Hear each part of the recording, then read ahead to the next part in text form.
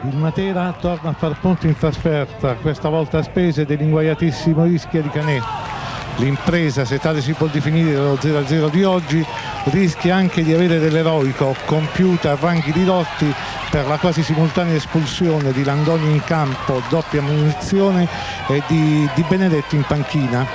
Un Matera fino a quel momento si era intorno al 40° del primo tempo, forte soprattutto di carattere, favorito dagli errori delle punte di casa e dagli assaggi che Bruno stava dando della sua grande giornata.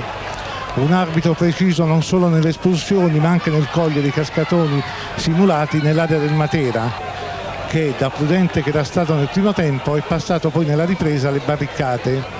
Unica strategia del resto possibile, perché le punte bianco-azzurre sono quelle che sono ed Ermilio, almeno fino a questo momento, sembra ancora spaesato.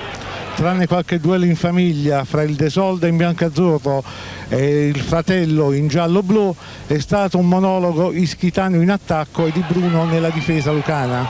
Una serie di interventi spettacolosi sulle conclusioni ravvicinate dei cosiddetti avanti di Canè, parate che hanno spento più volte l'urlo del gol, pilotando il risultato sulla divisione dei punti.